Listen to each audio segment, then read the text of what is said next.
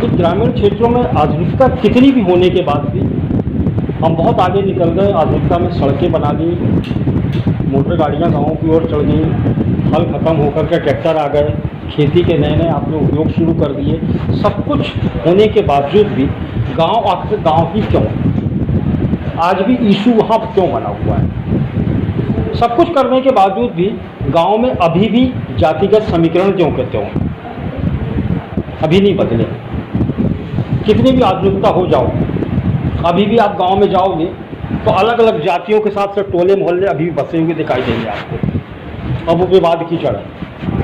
Natural किसी गांव का ये कल्चर आज भी नहीं बदला है, अलग अलग भेदभाव आज भी गांव से हम कितना भी कहते हैं कि भेदभाव मिट गया हो और हमने सब कुछ मिटा दिया हो, लेकिन आज भी भेदभाव ज्यों का त्यों। जातीय संघर्ष गांव में देखने को मिलता है, आपको शहरों में नहीं मिलता। जाति संघर्ष वहाँ ज्यों का त्यों, जातिगत समीकरण ज्यों के त्यों, जाति विद्वेष आपके ज्यों के त्यों। और जितना जातिगत समीकरण को हम यहाँ लिबरल शहरी वातावरण में लेकर के चलते हैं, वो गांव में आपको बिल्कुल कतई दिखाई नहीं देगा। और यही वहाँ के सबसे बड़े इशूज़ हैं और यही झगड़े उठाते हैं वहाँ। चाहे कुछ भी कर लो आप, गांव के इशूज़ ख़त्म नहीं होते। कितना भी कुछ भी कर लोगे आप, एजुकेशन का लेवल हम बहुत आगे लेके चले गए, सब कुछ हो गया, लेकिन गांव की लड़की अभी भी 10वीं पढ़ने के बाद बड़ा जोखिम उठाना पड़ता है।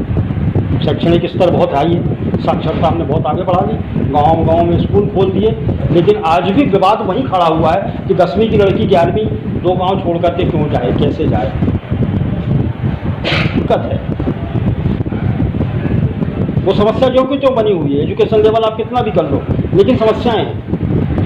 और वो समस्याएं परिवार में भी वही गांव के हैं जो आपको खड़ा करते हैं। यदि आप पढ़ने के लिए आप शहर आ सकते हो, लेकिन आपकी बहन नहीं आ सकती, आप सबसे बड़े विरोधी, सबसे बड़ा कंटा खड़ा करने वाले परिवार में आप खुद हो। आप खुद वहाँ एक ऐसा ढांचा खड़ा कर रहे हो और ऐसी दीवार खड़ी कर रहे हो कि आप खुद डरे सहमे हुए हो। आप उस मानसिकता से नहीं निकल पा रहे। आप अपने आप को लड़के सुरक्षित समझ रहे और लड़कियों को वैसी भाई और उसी पिता ने असुरक्षित महसूस करा। ये गांव का कल्चर, हम जोखिम नहीं उठाना चाह रहे। कितना भी आगे निकल जाएं, हम कर लें, बातचीत करें, सब चीज़ करें, लेकिन उसके बाद भी नहीं, आगे नहीं निकल रहे। हमारा फिर वहीं वापस चले गए। शहरों में लेकर के जो आज बड़ी स्टोरियां बनती हैं हमारे यहाँ कि लड़कियों का और लड़कों का अनुपात कम होता चला जा रहा है, तो 25% तो शहर है, 75 से ज़्यादा गांव है। सबसे ज़्यादा विवाद, सबसे ज़्यादा खबरें इस मामले में भी आप देखोगे तो ग्रामीण क्षेत्र में ही है। लड़कियों के पैदा होने पे गांव सबसे ज़्यादा रो रहा है। शहर में रोना धोना इतना नहीं मचता, क्योंकि अवेयरनेस है उनके पास में। सबसे ज़्यादा टेंशन, और फिर उसी के साथ में सारी चीज़ें आपकी उभर के सामने आती हैं जो इस घटनाक्रम को आगे बढ़ा रही हैं कि आपके पास में जो समस्याएं पारिवारिक हैं, तो वो समस्याएं वहाँ पैदा हो गई तो ग्रामीण क्षेत्र में चली गई। और वही समस्याएं जो लड़की और लड़कों का अनुपात वहाँ कम करने का जो रेशोज है, आप कुछ भी कर लो, सिर्फ ग्रामीण क्षेत्रों में ही आपको दिखाई देगा। और वही सबसे ज़्यादा दिक्कत हो रही है। और स्थितियाँ शहर में वो तो जाकर के शहर की लड़की उस आधुनिकता में, उस माहौल को यदि लड़की जन्म ले भी लिया घर में, तो कहीं ना कहीं से करके उसको संतुष्ट कर लेगी। लेकिन गांव में तो स्थितियां ये है कि वो देश निकाला सरीखा हो जाता है, परिवार से छिन्न भिन्न हो जाती है वो महिला, बिल्कुल अलग कर दी जाती है।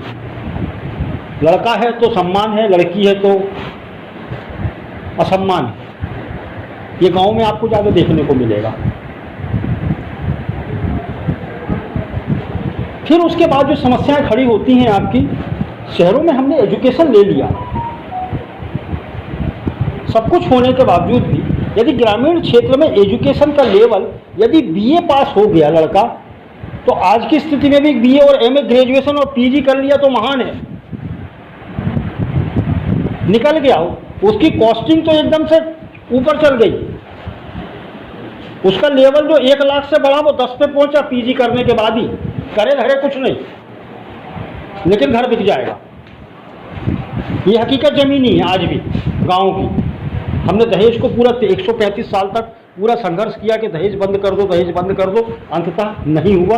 ग्रामीण क्षेत्र में आज भी चल रहा है, तो सबसे ज़्यादा चल रहा है। हमने एजुकेशन लेवल पे जो चिंता की है वो शहरी लेवल पर चिंता की है, और पत्रकारिता पूरा प्रयास कर रही है कि ये डेवलप हो जाए, क्योंकि इनकी मानसिकताएं डेवलप हो जाएंगी जब तो मामला सुलटेगा। मामला सुलट ही नहीं पा रहा, और मजबूरी है कि इसीलिए अवेयरनेस चलाई जा रही, अब सिखाया जा रहा है,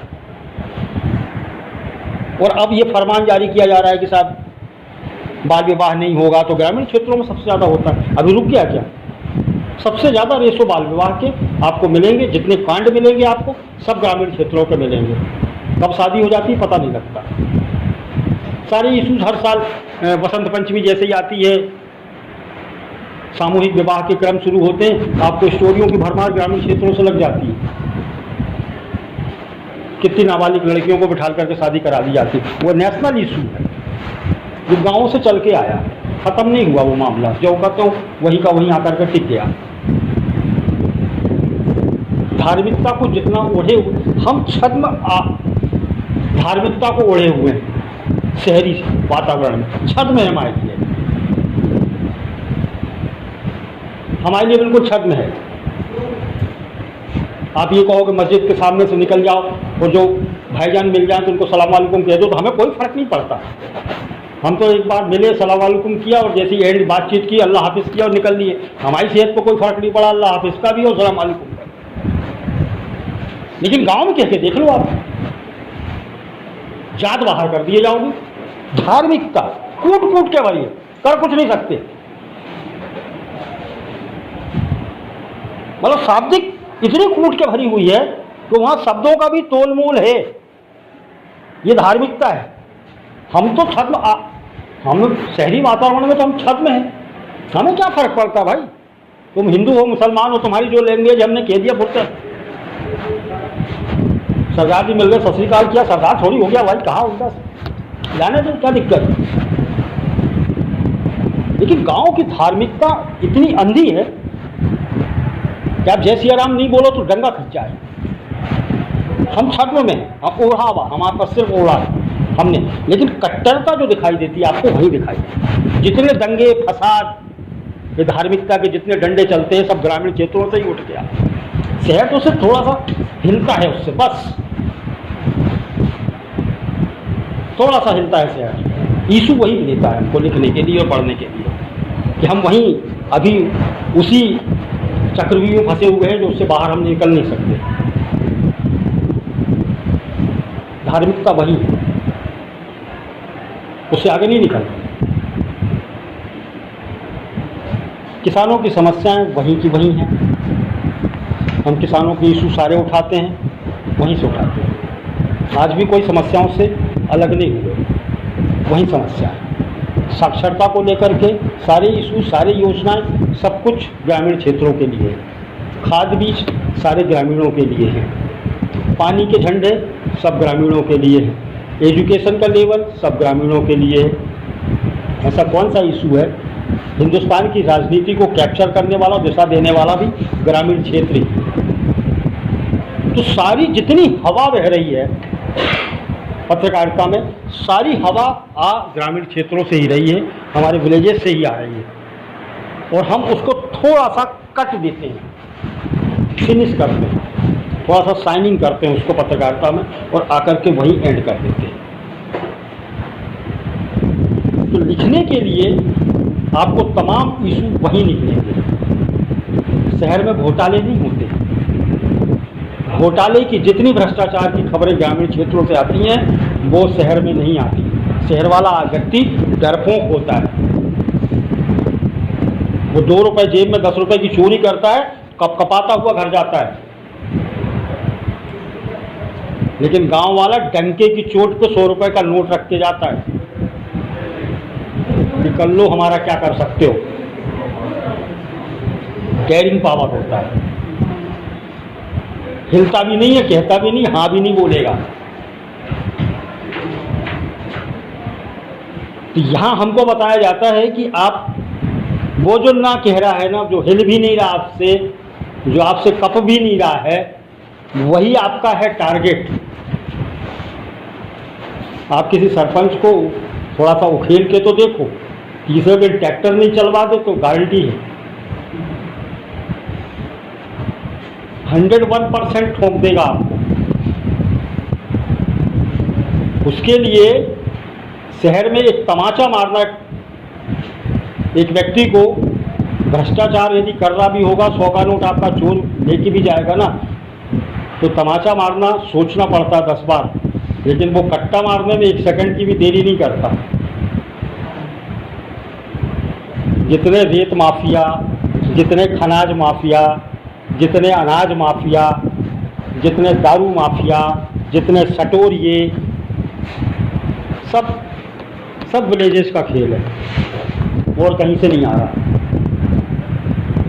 और पत्रकारिता में आओगे, जितने रेत माफिया हैं सब गांव, नदियां शहर से बही क्या, सारी गांव से बह रही, सारे गांव के किनारे।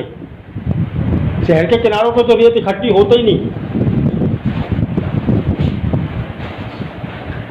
शराब के इशूज कहाँ से आते हैं? सब गांव में छन रही। ये हिंदुस्तान में जितने भी कच्ची शराब से पी के मरते हैं, जितनी टॉप स्टोरियाँ बनती हैं, ये सब गांव के ही मरे हुए हैं, शहर के एक भी नहीं मरता। शहर वाला अंग्रेजी लेके आता भाई, देसी कौन पीता है? सब गांव से आती, ये गांव में चलती। सबसे बड़ा क्राइम सट्टा सबसे बड़ा गांव में चलता है। बेरोजगारी गांव में सबसे ज़्यादा है। सबसे ज़्यादा बेरोजगारी का रेशो गांव में है, सबसे ज़्यादा। पढ़े लिखे हैं फिर भी बेरोजगार हैं। और कुछ दूसरी चीज़ें, एक और चीज़ जो उभर के कुछ वर्षों में सामने आई अपने पास, कि सरकारें अपंग करने की स्थिति में पैदा कर रही हैं। आप थोड़ा ग्रोथ लेने की कोशिश कर रहे हैं, गांव थोड़ा ग्रोथ हो जाए, बौद्धिक रूप से आगे निकल जाए, धार्मिक कट्टरता थोड़ी दूर हो जाए, लोगों में थोड़ा स्नेह सद्भाव बनने शुरू हो जाए, लेकिन नहीं, सरकारें चाहती नहीं है इस मामले को आप। क्योंकि पत्रकारिता के दृष्टिकोण से हमें ये सोचना पड़ेगा कि आखिरकार सरकारें ही क्यों उसका विरोध कर रही हैं। सरकार सड़क बनाती है, वहाँ नल जल की योजना बहुत पुख्ता कर देती है, खाद बीज भी आराम से दे देगी, स्कूल भी खुलवा देगी, एक चिकित्सालय भी वहाँ खुलवा देगी, लेकिन इर्द गिर्द रोजगार के कोई साधन उपलब्ध नहीं करेगी। तो सरकारें सतत उस निगरानी में, उस योजनाओं में लगी रहती हैं। आपको जिसको ध्यान रखना पड़ेगा, कुछ देखो बहुत लार्जेस्ट स्केल पे चलाते हैं। शहरों को भी मुफ्त में अनाज मिल रहा है, ग्रामीण क्षेत्रों को बहुत मिल रहा है। ये कोई योजना है, उसके लिए थोड़ी ही ग्रामीण क्षेत्रों में चलने के लिए कि 1 रुपये किलो चावल और 2 रुपये किलो चावल दो। आप अपंग बनाने की चेष्टा है। खाना भरपेट मिलेगा, बाकी की जुगाड़ तो कर ही लेगा आदमी। सारी योजनाएं इस तरीके से कि किसी तरीके से यूथ शहरों की ओर पलायन का सबसे बड़ा रेशो ग्रामीण क्षेत्रों से पलायन होता है। उस पलायन को रोकने के लिए जहां रोजगार की व्यवस्था होना चाहिए, वहां रोजगार की व्यवस्था नहीं की। हमने आपको चिंता मुक्त भारत कर, हमने कुछ नहीं किया। सुबह की दाल चावल की जुगाड़ आपकी कर, और कुछ नहीं जुगाड़ लगा तो हमने कहा साहब रोजगार के नाम पे आप मनरेगा में चले जाओ, और ज़्यादा पढ़े लिखे हो तो अपने पटवारी और सरपंच को पटा लो, फर्जी में नाम जुड़ जाएगा, आधे पैसे उसके आधे तुम्हारे। हमने आपको ट्रैक कर दिया कि चलो ठीक है भाई, 100 रुपये रोज के तो आ ही रहे हमारे पास, खाना हमको सरकार दे ही रही है, अब क्या दिक्कत है। गाँव के टपरे में बैठो, चाय पियो, फुर्सत हो, गाँव जाने शहर जाने नहीं है आप। संघर्ष बंद हो गया। और एक मानसिकता और डेवलप कर दी गई जो ग्लोबल स्तर पे चल रही है, कि आपको ऐसी स्थिति पैदा कर दी जाए कि आप सोचने के लायक ही मत बचो, आप सोचो ही मत। और आप अधिकतर लोग यहाँ 90% लोग बैठे हुए ये इस सोच में हो कि हमारा फ्यूचर है क्या, करेंगे क्या। अधिकतर यहाँ बैठे हुए, क्लास में बैठे हुए, दिल पे हाथ रख के बोलो, सारे के सारे लोग इस दुविधा में चल रहे हो, डिग्री मिल जाएगी तो होगा क्या है भाई? कुछ हो पाएगा कि नहीं हो पाएगा? ऐसा तो नहीं कि फालतू चला जाए। ये जो डर, आपका जो कॉन्फिडेंस है, इस कॉन्फिडेंस को हमने हिला दिया। ये कॉन्फिडेंस आपका जैसे ही डगमगाया तो आप पूरे डगमगा गए, क्योंकि आप तय नहीं कर पा रहे। और ये हमने फोकस किया बाकी जगह, क्योंकि लोकतांत्रिक व्यवस्था है ना।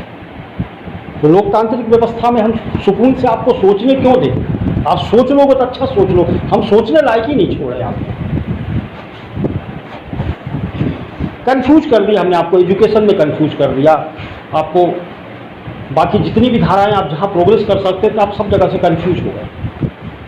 कंफ्यूजन लोकतांत्रिक व्यवस्था में सबसे अच्छी चीज़, और लोकतंत्र को जो लोग चला रहे हैं तथाकथित रूप से, उनके लिए भी बहुत अच्छी चीज़ है, क्योंकि लोकतंत्र जब तक जीवित नहीं हो सकता कि आप कंफ्यूजन में नहीं होगी। हमने कंफ्यूज कर दिया पूरा विलेजेस, सब कंफ्यूज है। सारे झगड़े वहीं खड़े कर दिए, सारे डंडे वहीं खड़े कर दिए, सारी समस्याएं वहीं खड़ी कर दी,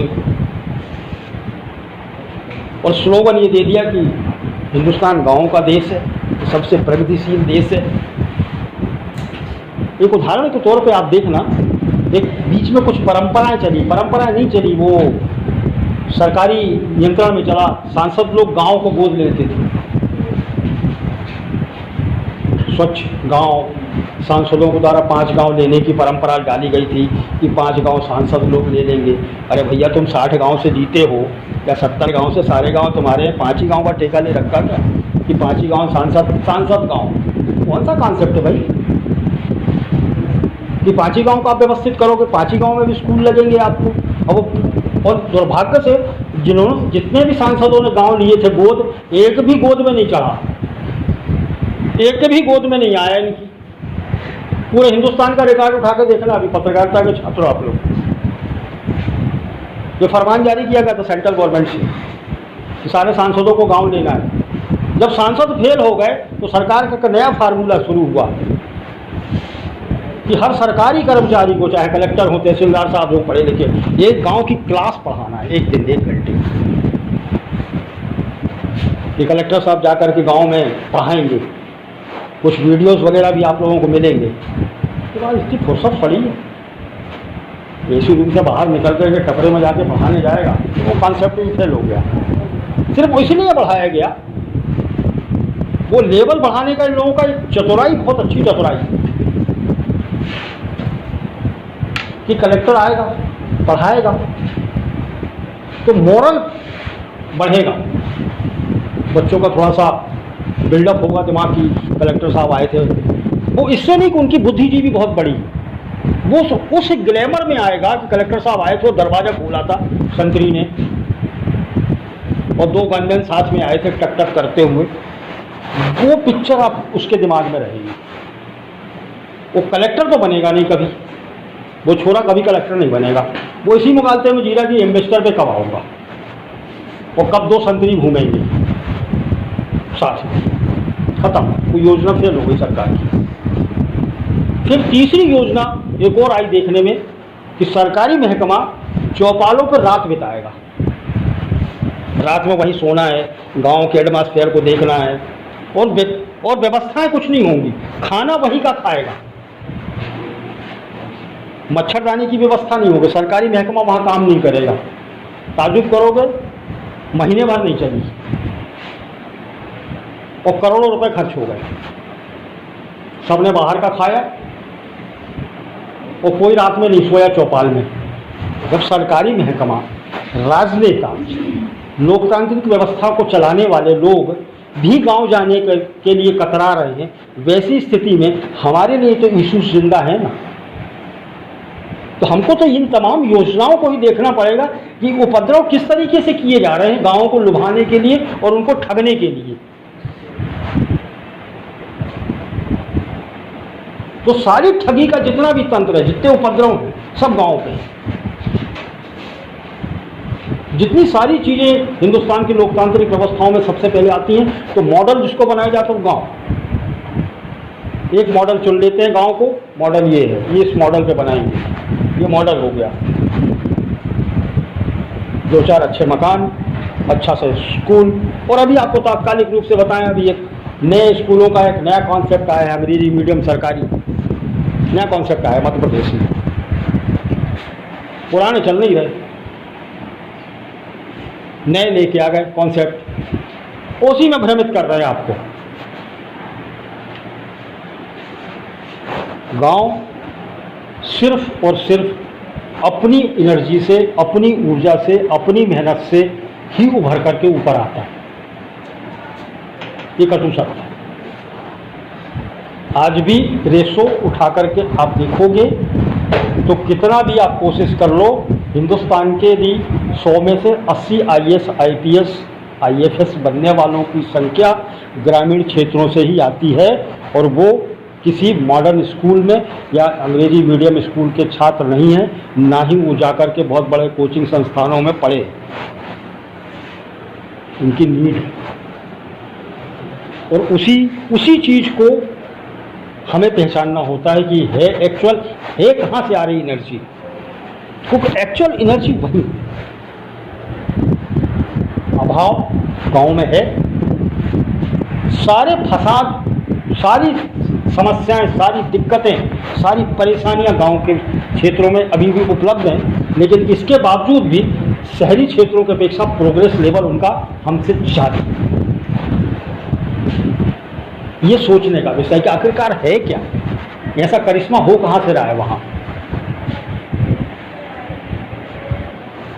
हम एजुकेशन का और बाकी चीज़ों का एक ढांक लेते हैं अपने ऊपर, आडंबर, हम डिग्रियां अपने पास ले लेते हैं, एक्चुअल प्लेटफॉर्म पे हम फेल हो जाते हैं।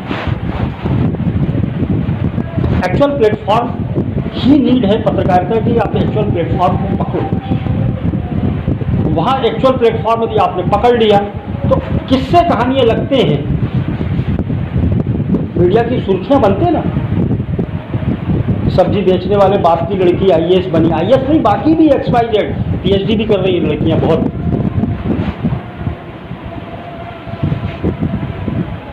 तो बाजी क्यों मार रहे हैं? एक्चुअल पढ़ नहीं रहे, जी रहे, और हम पढ़ रहे हैं। वो घिस घिस के निकले वहाँ से। अभाव गांव में है। अभाव एक ऐसी चीज़ है कि वो आपको हिम्मत दे देता है। वो कहते हैं ना वो लोग कि भरे पेट भरा होगा तो भजन नहीं हो सकते।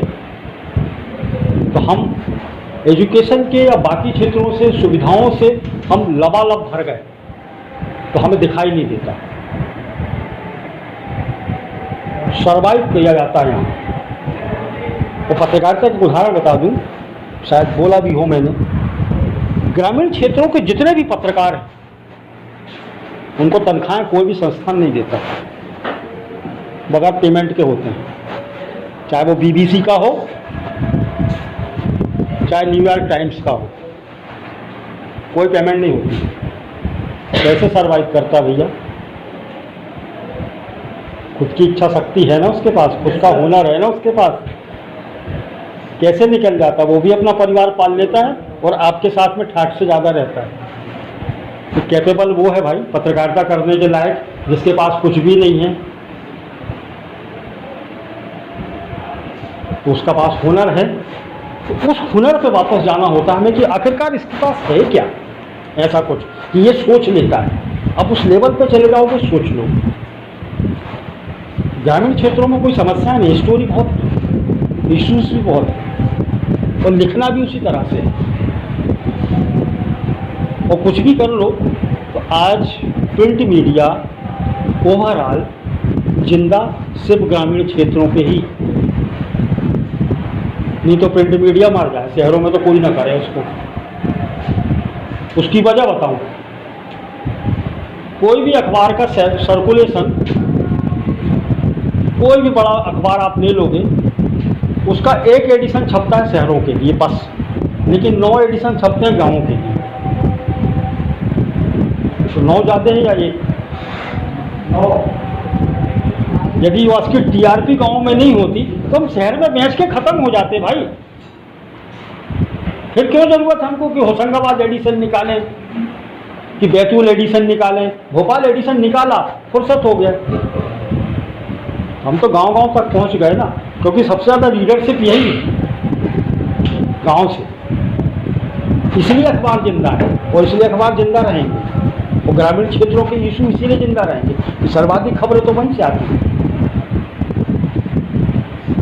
क्योंकि छोटी छोटी जो चीज़ें हैं, आपके घरों के झगड़े, शहर के झगड़े घर के घर में ही रह जाते हैं, लेकिन गांव के झगड़े तत्काल बाहर आ जाते हैं। छोटी सी बात, मियाँ बीवी घर में लड़ लेंगे शहरों में तो अपनी दीवारों तक कैद हो जाते हैं, लेकिन गांव में यदि मियाँ बीवी लड़के और बीवी घर के गहलान में आ गई ना, तो बहुत बड़ा टंटा खड़ा हो जाता है, वो राष्ट्रीय इशू बनता है। वो यहाँ नहीं बनता शहर में। वो जो आप अभी कहते हैं ना कि जो महिलाओं के ऊपर अत्याचार या ये जो खबरें बन, ये वहीं से आती हैं, ये बीज वहीं से। तो यहाँ तो हमको फर्क ही नहीं पड़ता, यहाँ का तो मनाते ही आदमी कि निकल भैया 4 दिन के लिए और जा मायके तू, कोई दिक्कत नहीं, हम तो समझा देंगे लोगों को। लेकिन गांव में निकल जाए तो गांव वालों को पूरों को तकलीफ हो जाती, तो निकली कैसे? चक्कर ये है कि वहाँ ये स्नेह और ये सामाजिकता बराबर है कि आपकी बहू हो या इनकी हो, वो गांव की बहू हो जाती है, तो वो इशू गांव का हो गया।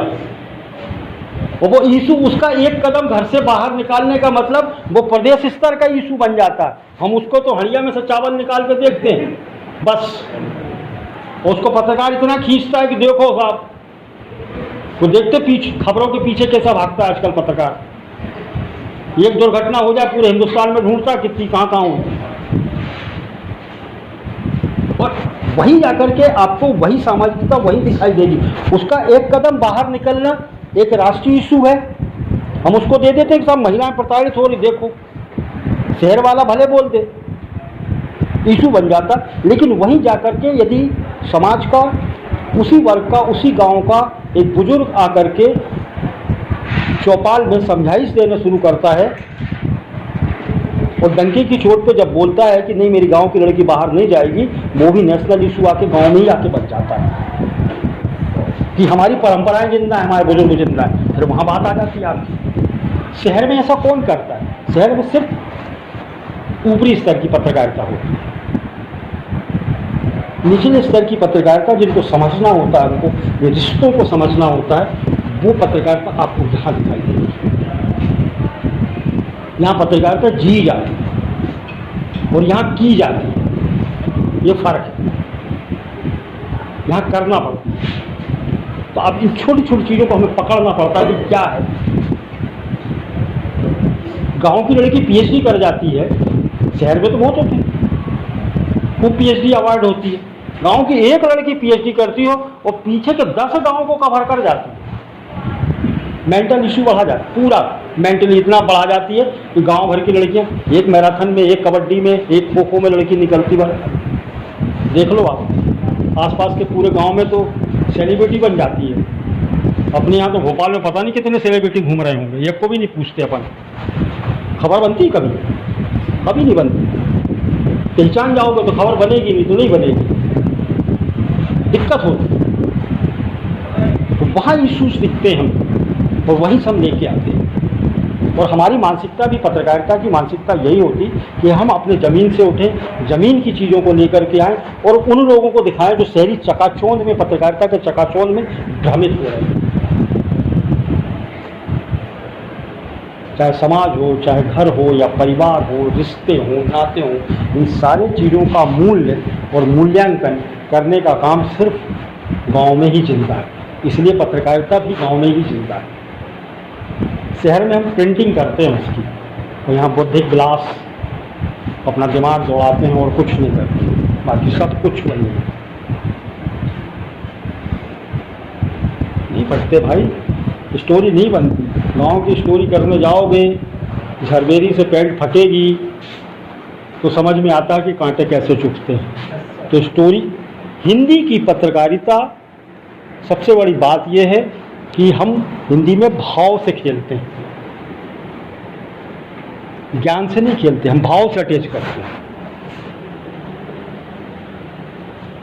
ज्ञान दोगे तो कोई फर्क नहीं, हम ज्ञान तो करते ही नहीं, हम तो भाव से जीतते हैं। पत्रकारिता इमोशनल टच पे चलते हैं, वो गांव इमोशन को जानता है, हम भाव से ही खेल रहे हैं। सारे संबंध हमारी इस व्यवस्था के सारे संबंध भाव से,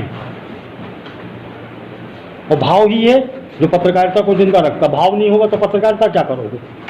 तो प्लेन शब्द हैं और कुछ बचे ही नहीं आपके पास, करोगे क्या? और लिखने की चीज़, सबसे बड़ी चीज़ क्या है? एक चीज़ है, आप सपने देखते हो, काय में देखते हो? शब्दों में। सपने काय में आते हैं? शब्दों में आते हैं सपने। शब्दों में देखते हो, पिक्चर्स में देखते हो, कभी भी नहीं होता। शब्द कभी होते ही नहीं, सपनों में सारी पिक्चराइजेशन होता है। वो पिक्चर को आप कन्वर्टर हो बहुत अच्छे, जो आप शब्दों में कन्वर्ट करते। दिमाग कभी भी शब्द नहीं पकड़ता, पिक्चर पकड़ता है। कभी शब्द की तो भाषा दिमाग की है ही नहीं, ऊपर वाले ने दी नहीं। ये तो भ्रम है लोगों का कि शब्द, हमने शब्द पढ़े हैं तो पकड़ लेते हैं शब्दों को।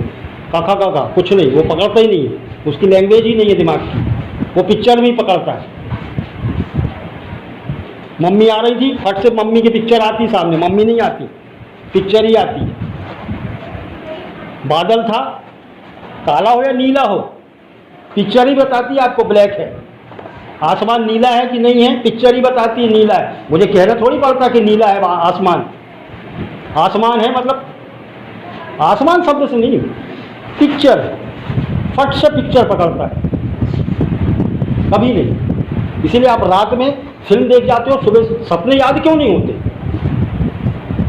डॉक्यूमेंट्री रात भर चलती है, स्लोगन हो तो समझ में आए, एक आध दो दृश्य याद रह जाते हैं। जब कच्ची नींद में उठ गए तो वही आप सुबह बताते हो, सांप रात में देखा था, सपना सांप दिखा था, उतने समय देखा था, इसके बाद तो खत्म हो गया।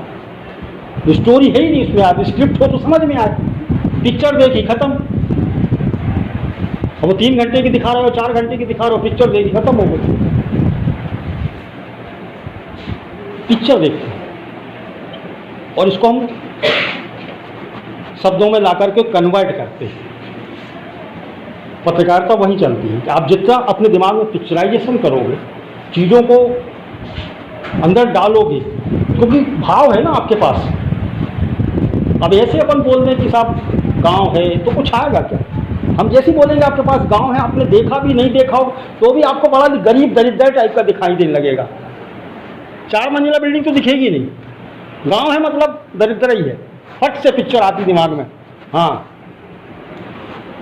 बैलगाड़ी तुरंत दिख जाएगी। शहर में कहूँगा भोपाल, आपको दिखेगा ही नहीं, इमेज नहीं बना। और जब आप देखना शुरू करते हो चीज़ों को अपने हिसाब से, तो आपका नज़रिया बदलना शुरू होता है। तो पत्रकारिता नज़रिया का काम है कि आप किस चीज़ को किस नज़रिए से देख रहे हो, पिक्चर उसी हिसाब से गठित होगी। और फिर आपका नज़रिया का एंगल्स आपका तय करता है। और पत्रकारिता में सबसे बड़ी चीज़ होती है कि एंगल्स, आप किस नज़र से देख रहे हो। और आपकी नज़र ही वहीं जाकर के पारखी होना चाहिए कि आपकी नज़र पे कोई किसी तरह का बंधन नहीं होना चाहिए। नज़रिया उसको कहते हैं, वो एक साइड नहीं, पूरे समाज का हित, पूरे देश का हित, वो नज़रिया है। क्योंकि पत्रकारिता सिर्फ इसीलिए की जा रही है, व्यावसायिकता होने के बावजूद भी पत्रकारिता सिर्फ इसीलिए की जा रही है कि समाज का हित हो, और कुछ है ही नहीं, मकसद ही नहीं, विकास हो, कैसे भी हो, विकसित हो। ये सेकंड थर्ड ऑप्शन है कि हम नौकर चाकर हैं, श्रमजीवी पत्रकार के रूप में पैदा होते हैं, हमारे लिए रोजी रोटी का साधन है। लेकिन नज़रिया तो आपका है, वहाँ प्रस्तुत तो आप नज़रिया ही कर रहे हो ना अपना। और आपका नज़रिया जितना स्वस्थ होगा, जितना स्वच्छ होगा, वही तो आगे जाकर के पीढ़ी को आप दे पाओगे। क्योंकि सारी चीज़ें तो यहीं से गठित हुई हैं। और इस बारीकी को थोड़ा सा हम समझ नहीं पाते कि नज़रिया उन्होंने कहा साहब पत्रकार का नज़रिया है।